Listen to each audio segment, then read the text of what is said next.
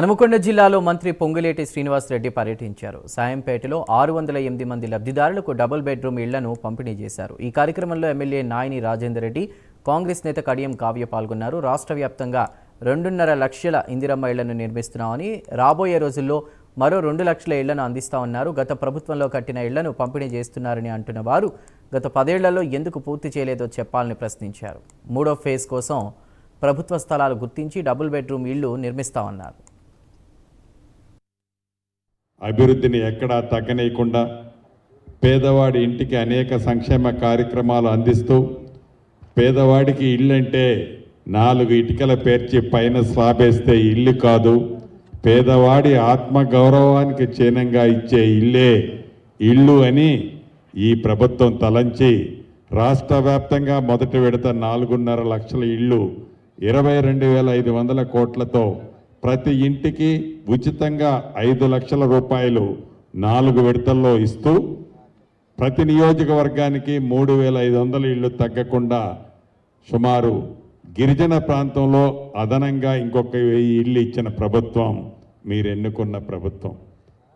ఇంతకుముందు రాజేంద్రని చెప్పినట్లు ఆనాటి పెద్దలు చెప్తుంటారు, మేము కట్టిన డబుల్ బెడ్రూమ్ ఇల్లు వీళ్ళు ఇస్తున్నారని. మీరే నిజంగా ఆ డబుల్ బెడ్రూమ్ ఇల్లు పూర్తి చేసి ఉంటే మీ టైంలో మీరు ఎందుకు ఇవ్వలేకపోయారు?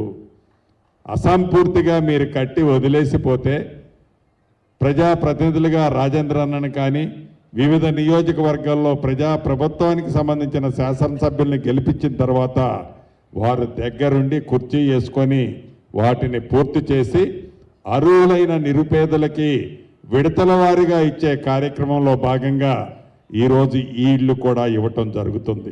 ఈ షాయంపేటలో ఉన్నటువంటి డబుల్ బెడ్రూమ్లు కట్టినప్పుడు ఇవి టీఆర్ఎస్ సాయంలో కట్టారు ఇవి. కానీ అక్కడ ఉన్నటువంటి జాగలని కాంగ్రెస్ ప్రభుత్వంలో ఎస్సీల కోసం పట్టాలు ఇచ్చిన జాగది. ఆ జాగలని టీఆర్ఎస్ వాళ్ళు లాక్కొని అక్కడ డబుల్ బెడ్రూమ్లు కట్టడం జరిగింది. అప్పుడు కాంగ్రెస్ ప్రభుత్వంలో అలాట్ చేసిన ల్యాండ్లే అవి.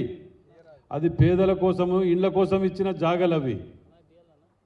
అయినా కట్టినప్పుడు మరి అక్కడున్న ఎస్సీలకు అందరికీ కూడా 42 మంది 46 మంది ఉన్నారు.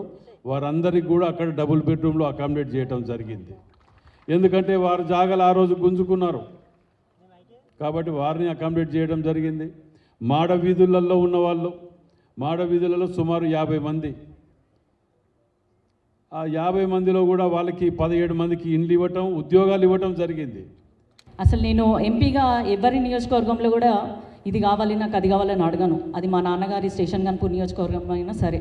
ఎందుకంటే వాళ్ళకి ఎటువంటి కన్ఫ్యూజన్ ఉండొద్దు, వాళ్ళు కరెక్ట్ డెసిషన్స్ తీసుకుంటారు అన్న ఉద్దేశంతో కూడా నేను ఎవరిని అడగలేదు ఎప్పుడు కూడా. కానీ ఒక వరంగల్ వెస్ట్లో మాత్రం 2 ఇల్లులు ఇవ్వండి అన్న నాకు అని చెప్పి అడిగినాను.